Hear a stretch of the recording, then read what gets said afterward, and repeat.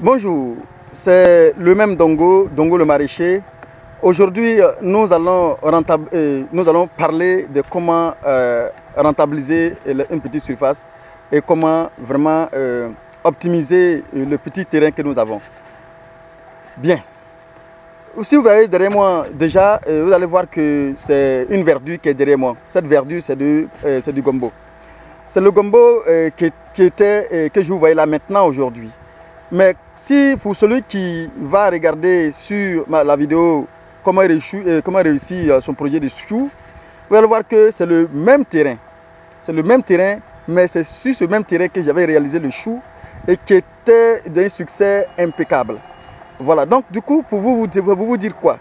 C'est pour vous montrer ici aujourd'hui comment il faut rentabiliser un terrain et vous amener à comprendre qu'on n'est pas au stade aujourd'hui où on parle de superficie. On parle maintenant du rendement. C'est-à-dire, c'est ce que l'agriculteur doit comprendre. Alors, moi, je ne suis pas pour ces personnes qui pensent qu'il faut multiplier la surface pour pouvoir rentabiliser.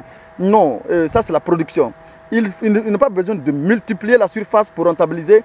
On a besoin de manipuler la surface pour rentabiliser. Alors, si tu sais manipuler une surface, quelle que soit la taille de cette surface-là, tu vas pouvoir rentabiliser la surface. Aujourd'hui, je vais vous parler un peu de comment je travaille moi personnellement. J'ai eu la chance d'avoir quelques portions de terre qui ne sont pas aussi grandes. Et ces portions de terre qui ne sont pas grandes me facilitent le travail dans la mesure où, quand je prends une seule personne pour mettre sur le site, déjà il fait mon travail convenablement.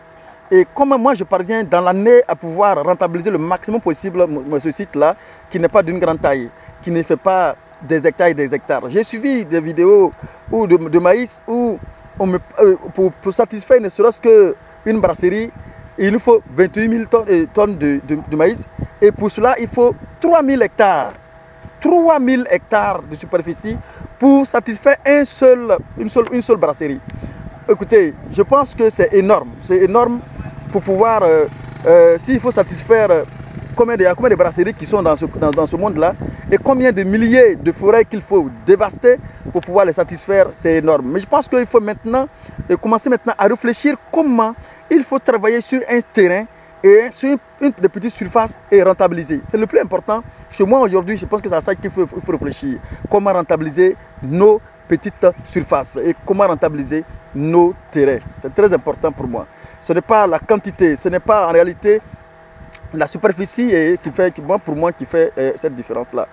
Voilà, donc ici j'avais déjà fait le chou qui était d'un succès vraiment impeccable et qui a été vraiment rentable pour moi et que j'ai très bien vendu. Sincèrement, ça a été vendu. Ensuite, aujourd'hui, quand j'ai fait cette vidéo, j'avais même dans la vidéo, je vais vous montrer une culture qui allait remplacer ce chou-là. Aujourd'hui, c'est l'aubergine c'est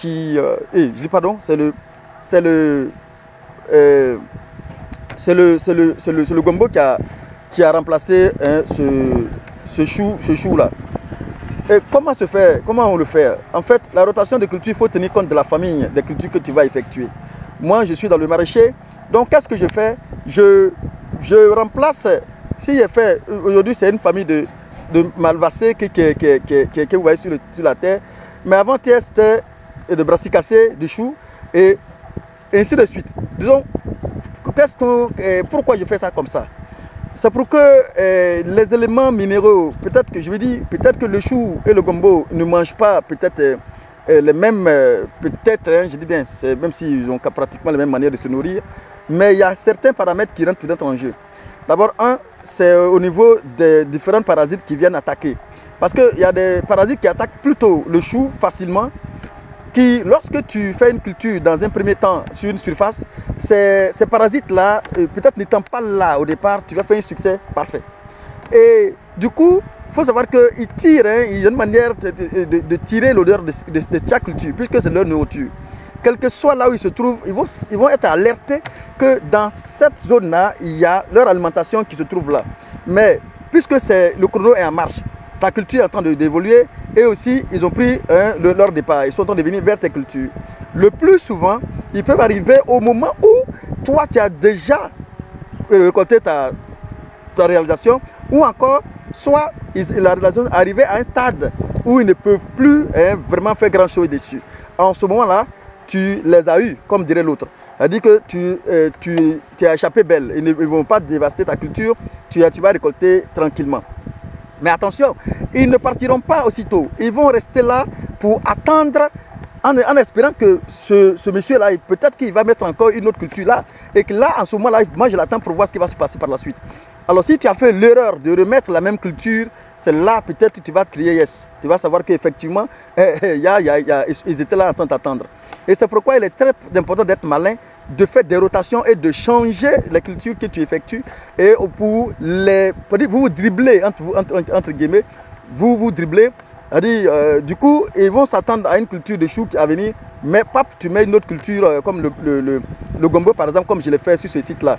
Voilà, donc immédiatement lorsqu'ils viennent trouver que c'est autre culture comme le gombo que tu as effectué sur le site, et ils sont quand même déçus, ils vont rester là, bon, beaucoup vont commencer à se lamenter, à partir, et du coup, tu vas peut-être encore gagner là. Et c'est pourquoi sur ce site-là, vous allez voir que les plans sont déjà rayonnants et sont en train de partir tranquillement, et les fleurs ont commencé à se positionner, et bientôt encore, comme je le dis, c'est l'argent qui est positionné derrière moi.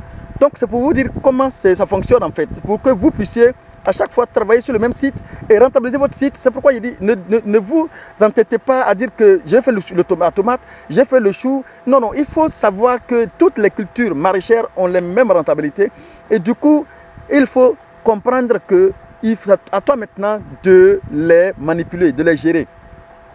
Quelle est la culture qui va remplacer le gombo par la suite? C'est une famille de solanacées.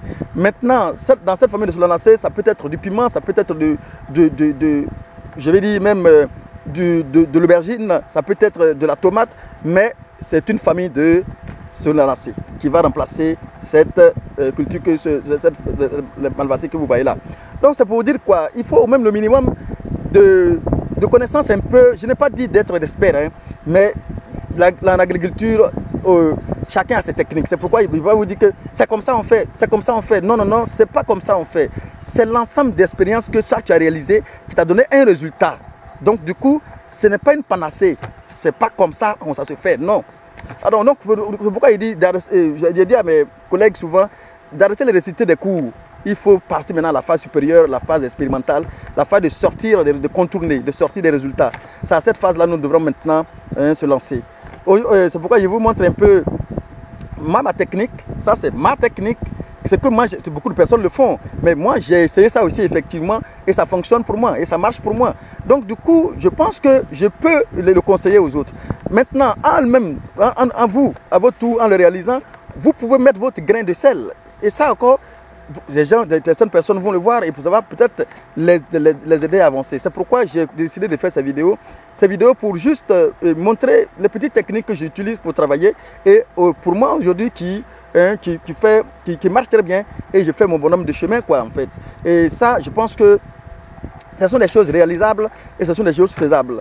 Je vous conseille plutôt de les expérimenter. C'est en expérimentant, c'est en commençant que vous allez comprendre plutôt que lorsque vous focalisez à rester derrière les ordinateurs en train de chercher. Ne fouillez pas, ça ne se trouve pas.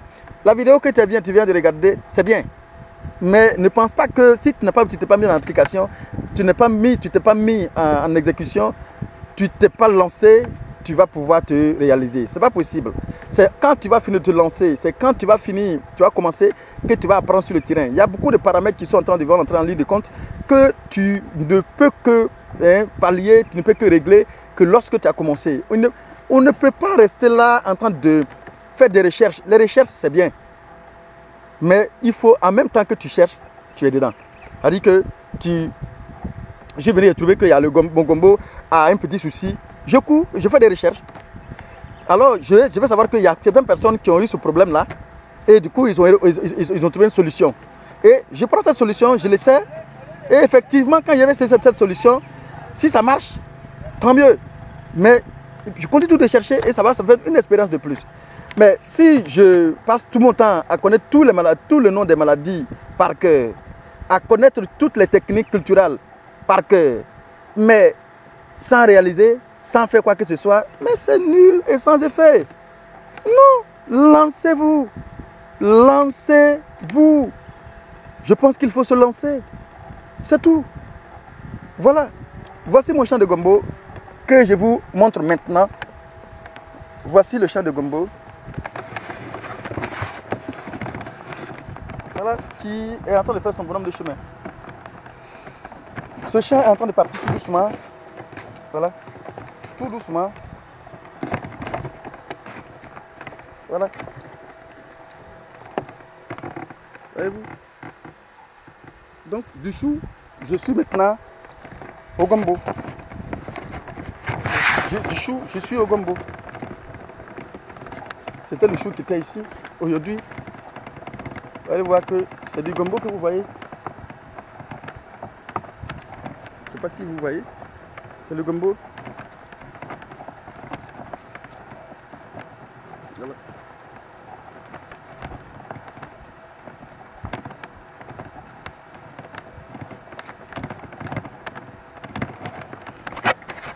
Et là encore, je vais profiter pour parler de la qualité des sols. Ça aussi, j'ai fait des vidéos dessus. Ça, j'ai fait une vidéo dessus sur les sols. Voilà, j'ai fait des vidéos dessus. Voici, je suis aujourd'hui dans le champ de gombo. Avant-hier, c'était du chou. Avant-hier, c'était du chou. Aujourd'hui, c'est du gombo. Aujourd'hui, c'est du gombo. Voilà.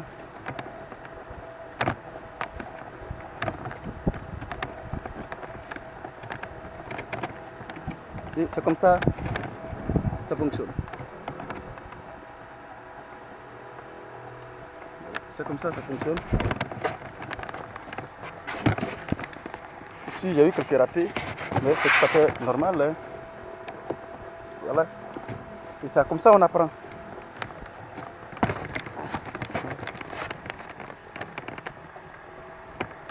Jeune, ça va? Ok.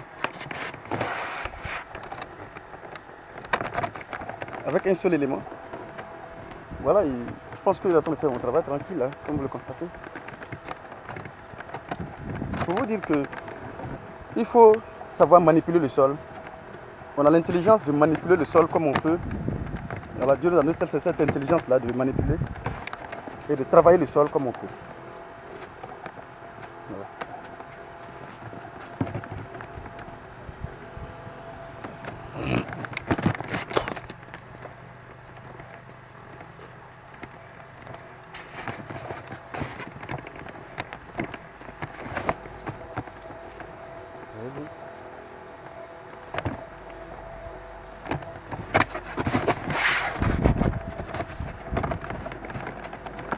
Et ici, vous allez voir que comme lui il est plus en bordure de bas-fond, voilà qu'il y a la laitue qui est en train d'être positionnée.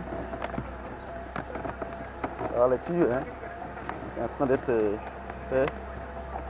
Et je pense que tout cela constitue pour moi des sources de revenus. Voilà. Voici un peu comment je travaille, que je voulais vous partager. Alors, c'est le même dongo, c'est juste montrer un peu comment j'arrive à travailler. Et c'est ce que je vais vous montrer tout simplement. Mes techniques à moi, ce que j'utilise pour faire mon travail. Voici comment moi je travaille. Merci de vous abonner et merci surtout de liker et m'encourager. Merci aussi de suivre les différentes vidéos et d'être scotché. À bientôt pour une autre vidéo. Merci, c'est le même dongo.